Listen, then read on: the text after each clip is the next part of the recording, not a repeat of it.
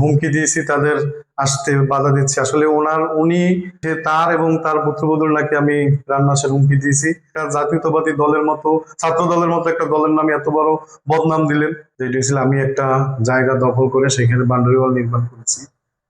আমি আজকে সোশ্যাল মিডিয়ায় এবং কিছু লোকাল পত্রিকায় দেখতে পেলাম আমার নামে কিছু একটা নিউজ ছড়িয়ে দেওয়া হচ্ছে। যেটা ছিল আমি একটা জায়গা দখল করে সেখানে বাউন্ডারি ওয়াল নির্মাণ করেছি। যেটার স্থান হয়েছিল আমার জন্মস্থান কর্ণকাটিতে। আমি ওই এলাকার সন্তান এবং এই জমিটার স্থান হয়েছিল আমার বাসার সামনে। আমার প্রতিবেশী জনাব আলামিন হাওলাদারের নিজ বাবার সম্পত্তি, তার বাবার থেকে ক্রয় করে সে নিজ দখলে থেকে অন্য আমার ফুফাতো ভাই মাসুদ খানের কাছে বিক্রি করে। এই জমিটা মাসুদ খান নিজে প্রকাশ্য দিবালোকে দিনের বেলা প্রায় 14-15 দিন কাজ থেকে এই কাজ করে শেষ করেছে। আলামিন হাওলাদার আমার পাশেই আছে, সে তার বক্তব্যের মাধ্যমে বলবে যে আসলে জমিটা সে কিভাবে পেয়েছে।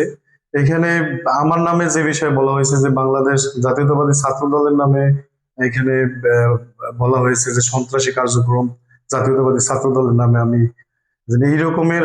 এখানে একটা আঙ্কেল রোগ, ওনার নাম, উনি সেনাবাহিনীর হয়তোবা কর্মকর্তা, ওনার কাছ থেকে আমি আসলে এত বড় মিথ্যে কথা আশা করিনি।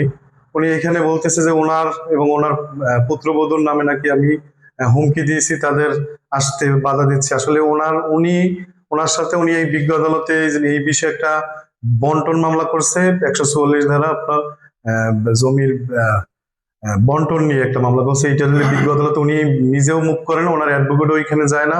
তারপরও উনি এইখানে আমার নামে একটা মিথ্যাভাবে আমি জমি দখল করেছি। এইখানে জমির যে মূল মালিক, ও মূল মালিক নিজে নিজের জমিতে অবস্থান নিতেছে, উনি 21% জায়গার মালিক। কিন্তু এখানে উনি ওনার যতটুকু জমির প্রাপ্যতা আছে ওই জমিটা ওনার জমির পাশেই আছে। তারপর উদ্দেশ্য পরিণত ভাবে আমার নামে সে মিথ্যা অপকণ্ড ছড়াচ্ছে এবং সে বলতেছে সে তার এবং তার পুত্রবধূর নাকি আমি প্রাণনাশের হুমকি দিয়েছি। আসলে ওনার পুত্রবধূ কি রকমের দেখতে, ওনার চেহারা কিভাবে আমি নিজে জানি না। এবং ওনার সাথে আমার কখনো বাকবিতণ্ডা হয় নাই, কখনো চিল্লি বা হয়রানি এরকমের কিছু হয় নাই, কখনো আমি ওপেন চ্যালেঞ্জ করতে পারি, উনিও চ্যালেঞ্জ। ওনার কাছে আমি প্রশ্ন রাখলাম যে আসলে আপনি যে এই মিথ্যে কথাটা বললেন এবং জাতীয়তাবাদী ছাত্র দলের একজন কর্মীকে নিয়ে আপনি যে মিথ্যা এবং বানোয়াট ভাষা ইউজ করলেন, আমি এর তীব্র নিন্দা এবং প্রতিবাদ জানাচ্ছি। এবং একটা সংগঠনকে নিয়ে কারো এইভাবে বাজে মন্তব্য, একটা মব সৃষ্টি করে আপনি যে আমার নামে যে বিষয়টা, যে মিথ্যাটা বললেন, এটা তো আমার এলাকার মানুষ কিভাবে দেখলো। আপনি আমার মান সম্মান থেকে শুরু করে সবকিছু সামাজিকভাবে নষ্ট করার চেষ্টা করছেন। আসলে মানুষের সম্মান আল্লাহ প্রদত্ত। একটা দুইটা পত্রিকার মাধ্যমে আপনি আমার নামে একটা মিথ্যা বানোয়াট তথ্য প্রকাশ করলেই আমার সম্মানহানি করা যায় না।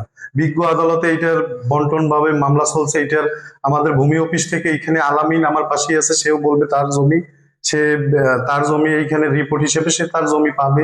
এবং এইখানে মাসুদ খান আমার ভাই, সে জমিটা কিনছে। আমার ভাই জমিটা কেনার কারণেই সে আমাকে মনে করতেছে যে আমার ভাই জমিটা কিনছে, আমার প্রভাবে এইখানে জমিটা নাকি ওনার ওইখানে আমি দখলে গেছি। আসলে মুরব্বীকে আমি বলতে চাই, আপনার যদি সদ ইচ্ছা থাকে আপনি এইখানে আসেন, আপনি যেইখানে বলবেন। আমরা তো মীমাংসার জন্য আপনাদের একাধিকবার বলছি, কিন্তু আপনি তো মীমাংসা করেন না। আপনি শুধু শুধু আমাদের একের পর এক হয়রানিমূলক কাজ করতেছেন। প্রতিহিংসা আমরা চাচ্ছি না, আমরাও চাচ্ছি মানুষের কাছে এবং যেটা ন্যায়। এবং জমি তো আর কাগজের বাইরে কেউ কারো জমি নিতে পারে না। এইখানে উনি দীর্ঘদিন ওনার প্রভাব বিস্তার করে এইখানে ওনার 5 দাগ থেকে উনি জমি কিনে 1 দাগে ভোগ দখল আছে, যেখানে আলামিনের 6% জমির মালিক, ঠিক আলামিন 6% জমিতেই আছে। আপনি আপনার নিজের ভুলকে অন্যের উপরে দায় চাপিয়ে একটা জাতীয়তাবাদী দলের মতো, ছাত্র দলের মতো একটা দলের নামে এত বড় বদনাম দিলেন। আপনি সেনাবাহিনীকে অপমান করলেন, আপনি একটা দেশের নাগরিক হিসেবে একটা ঐতিহ্যবাহী দলের একজন কর্মীকে অপমান করলেন। এর তীব্র নিন্দা এবং প্রতিবাদ জানাচ্ছি।